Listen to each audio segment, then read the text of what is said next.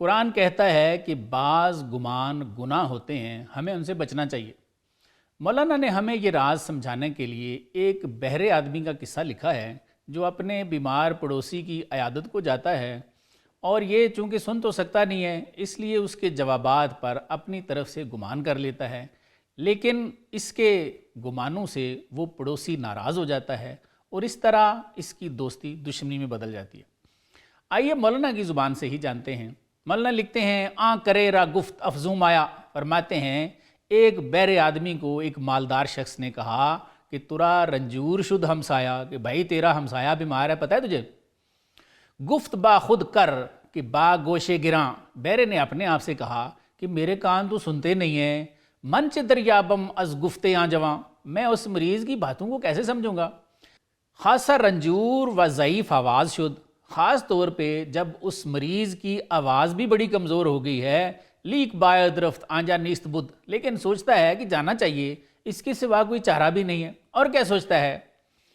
چوں ببینم کے آن لبش جنبا شود، سوچتا ہے جب دیکھوں گا نا کہ اس کے لب ہل رہے ہیں، من قیاسے گیرم آرا از خرت، تو سوچتا ہے میں اپنی عقل سے گمان کر لوں گا کہ یہ کیا کہہ رہا ہے۔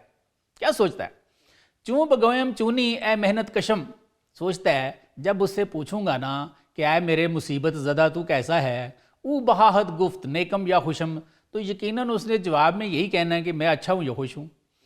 من بگویم شکر چہ خوردی آبا، سوچتا ہے میں کہوں گا شکر ہے، اور بتا بابا کیا کھایا آج؟ او بگوید شربتے یا ماشبا، تو وہ کہے گا میں نے کوئی شربت پیا ہے یا کوئی دال کے ساتھ روٹی ووٹی کھائی ہے۔ من بگویم سہ نوشت کیست آں، سوچتا ہے میں کہوں گا صحیح ہے، وہ کون ہے؟ از طبیباں پیش تو گوید فلاں، جو تیرا علاج کر رہا ہے وہ کہے گا فلاں حکیم میرا علاج کر رہا ہے۔ من بگویم بس مبارک پاس تو سوچتا ہے میں کہوں گا ہاں وہ بڑا مبارک قدم والا حکیم ہے، چونکہ او آید شود کارت نکو، اور کہہ دوں گا کہ جب وہ حکیم آتا ہے نا تو لوگوں کے کام سیدھے ہو جاتے ہیں۔ این جوابات قیاسی راست کرد، مولانا لکھتے ہیں اس قیاس کرنے والے نے یہ جوابات تیار کر لیے، پیش آ رنجور شد آ نیک مرد، اور اس طرح بہرا اس مریض کے پاس گیا۔ گفت چونی، گفت مردم، گفت شکر، بہرے نے مریض سے پوچھا کیسے ہو؟ مریض نے کہا مر رہا ہوں۔ بہرے نے کہا شکر ہے۔ شد ازاں رنجور پر آزار و نکر، اس بات پر بیمار رنج اور ناراضگی سے بھر گیا۔ مریض کیوں رنج اور ناراضگی سے بھر گیا؟ مولانا فرماتے ہیں کہ این چے شکر است این ادو معبود است، مریض سوچتا ہے کہ یہ کون سا شکر کا موقع ہے، یہ تو میرا کوئی دشمن ہے، کر قیاسے کرد و آ کا جامد است، بہرے نے گمان کیا لیکن وہ الٹا کام ہو گیا سارا۔ آگے مولانا لکھتے ہیں بعد ازاں گفتش چہ خوردی گفت زہر، اس کے بعد بہرے نے مریض سے پوچھا کہ کیا کھایا ہے؟ اس نے کہا زہر کھایا ہے۔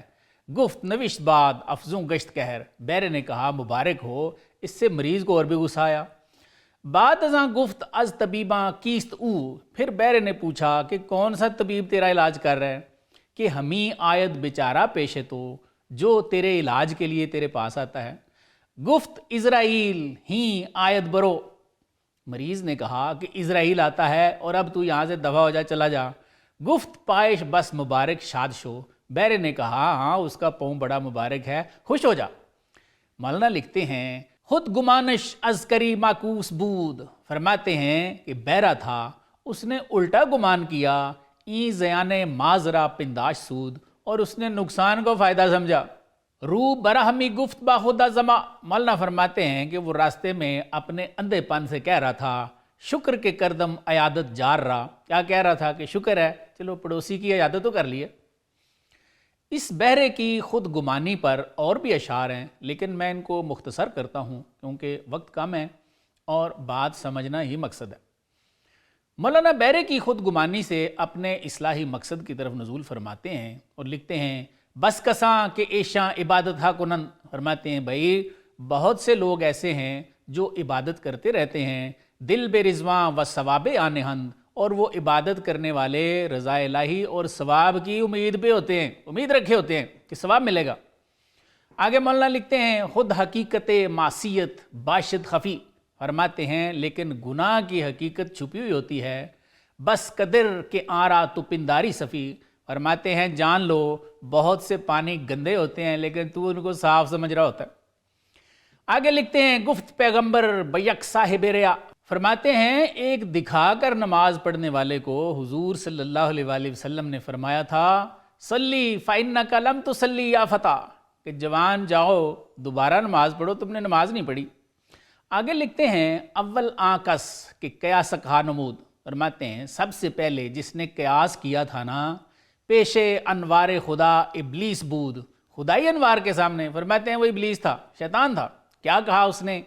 گفت نار از خاک بے شک بہتر است، فرماتے ہیں ابلیس نے کہا کہ بے شک آگ مٹی سے بہتر ہے، من از نار و او از خاک اقدر است، کہنے لگا میں آگ سے ہوں اور آدم خاک تاریک سے پیدا ہوا ہے۔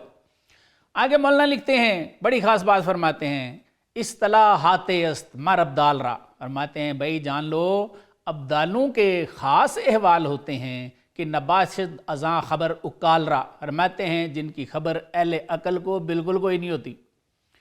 گفت پیغمبر کے ہست از امتم، مولانا 750 سال پہلے یہ کلام لکھ گئے ہیں۔ کیا فرماتے ہیں کہ سرکار نے کیا فرمایا کہ میری امت میں کوئی ایسا بھی ہوتا ہے کہ بود ہم گوہرو ہم ہمتم، کہ وہ میرے گوہر والا ہوتا ہے اور میری ہمت والا ہوتا ہے۔ آگے لکھتے ہیں مرمرا ازاں نور بینت جانشاں، فرمایا ان کی روح مجھے اس نور سے دیکھتی ہے کہ من اشارہ ہمی بینم آیا، جس نور سے میں انہیں دیکھتا ہوں۔ بقول مولانا اور کیا فرمایا سرکار دو عالم صلی اللہ علیہ وآلہ وسلم نے بے صحیح ہے نو احادیث و روات، سرکار نے فرمایا مجھے میرے نور سے دیکھتے ہیں بغیر صحیحین کے، احادیث کے اور راویوں کے، بلکہ اندر مشرب آب حیات، بلکہ مشرب عشق میں وہ آب حیات دیکھ رہے ہیں۔ مولانا نشار میں ہمیں یہ درس دیتے نظر آتے ہیں کہ ہمارے بعض گمان گناہ ہوتے ہیں اگرچہ ہم انہیں ثواب سمجھتے ہیں، اور اس بیرے کی طرح ہمارے وہ گمان ہمارے حق میں بہت نقصان دہ ثابت ہوتے ہیں۔ مولانا اس کی مثال دیتے ہیں اور یہ متفقن علیہ حدیث ہے اور حضرت ابو ہریرہ رضی اللہ عنہ کی روایت ہے کہ ایک شخص مسجد میں داخل ہوا، حضور صلی اللہ علیہ وآلہ وسلم مسجد کے کنارے میں تشریف فرما تھے، تو اس شخص نے نماز پڑھی، پھر حاضر ہو کر سرکار کو سلام عرض کیا۔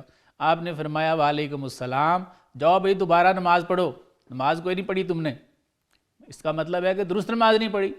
وہ دوبارہ گیا، پھر نماز پڑھ کے حاضر ہوا، سلام عرض کیا، سرکار نے پھر وہی فرمایا کہ جاؤ بھئی تم نے نماز نہیں صحیح پڑھی۔ اس شخص نے تیسری مرتبہ یا شاید اس کے بعد بھی پھر عرض کیا کہ یا رسول اللہ صلی اللہ علیہ وسلم مجھے نماز پڑھنے کا طریقہ سکھائیں۔ آپ نے فرمایا جب تم نماز کا قصد کرو نا تو پوری طرح وضو کرو، قبلہ رو ہو کے تکبیر پڑھو، پھر قرآن سے جو کچھ تمہیں آتا ہے وہ پڑھو، پھر رکوع کرو حتیٰ کہ رکوع میں قرار پکڑو، پھر سر اٹھاؤ یہاں تک کہ سیدھے ہو جاؤ، پھر سجدہ کرو حتیٰ کہ سجدے میں قرار پکڑو، اس سے مراد ہے کہ آرام سے ذرا سجدہ کرو، پھر اٹھو یہاں تک کہ نشست میں قرار پکڑو۔ مولانا یہ فرمانا چاہ رہے ہیں کہ نماز پڑھنے والا نوجوان اپنے گمان کے مطابق تو صحیح نماز پڑھ رہا تھا لیکن اس کا گمان غلط تھا، اس لیے سرکار نے اسے فرمایا نا کہ تم نے کیا نماز پڑھی ہے، نماز ہوئی نہیں تمہاری، گویا نماز پڑھی ہی نہیں ہے۔ ایسے گمان اکثر انسان اپنی عبادت و ریاضت کے بارے میں کرتا رہتا ہے اور مولانا ہمیں اس بدگمانی سے بھی بچانا چاہتے ہیں۔ کیوں بچانا چاہتے ہیں؟ اس لیے کہ ہمیں اپنی عبادت و ریاضت پہ ناز نہیں ہونا چاہیے، مالک کی جانب وہ قبول بھی ہوئی یا نہیں۔ حضور صلی اللہ علیہ وآلہ وسلم نے ارشاد فرمایا اور یہ ابو داؤد شریف میں حدیث نمبر 1549 ہے، اللہم انی اعوذ بکا من صلاۃ لا تنفع، یعنی اے اللہ میں اس نماز سے تیری پناہ مانگتا ہوں جو کوئی فائدہ نہیں دیتی۔ اس کے بعد مولانا اس سے بھی بڑی ایک بدگمانی پر ہمیں خبردار کرتے ہیں جو کہ آج کل ہمارے معاشرے میں بہت عام ہو گئی، جس نے جہاں پہ فرقہ واریت کو بہت زیادہ ہوا دی ہے اور وہاں پہ اس نے ہماری قومی وحدت کی تو اینٹ سے اینٹ بجا دی ہے۔ یہ کون سی بدگمانی ہے؟ مولانا فرماتے ہیں کہ یہ اللہ والوں کے خلاف بدگمانی ہے، اور آپ فرماتے ہیں کہ سب سے پہلے جس نے انوار خدا کے مقابلے میں یہ بیہودہ بدگمانی کی، فرماتے ہیں وہ ابلیس تھا۔ پھر اولیاء کے خلاف جو لوگ بدگمانی کرتے ہیں ان کو خبردار کرتے ہیں، اور آج سے تقریباً 750 سال پہلے اس حدیث شریف کا حوالہ دیتے ہیں کہ سرکار دو عالم صلی اللہ علیہ وآلہ وسلم نے فرمایا کہ میری امت میں کچھ لوگ ایسے ہیں جو میرے گوہر اور میری ہمت والے ہیں، یعنی ان کو صرف میرے علم ظاہر سے حصہ نہیں ملا بلکہ ان کو میرے باطنی علم سے بھی حصہ ملا ہوا ہے، اور فرمایا کہ وہ مجھے اسی نور سے دیکھتے ہیں جس نور سے میں انہیں دیکھتا ہوں۔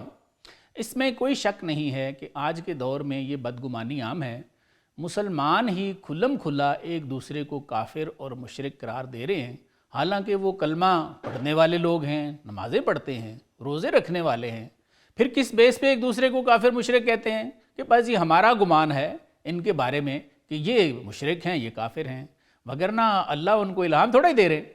یہ بدگمانی ہے کہ امت کے یہ لوگ جو ہیں یہ میرے نزدیک مشرک ہو چکے ہیں۔ قرآن نے بھی ہمیں اس بدگمانی سے بچنے کے لیے سورہ حجرات کی آیت 12 میں خبردار کیا ہے۔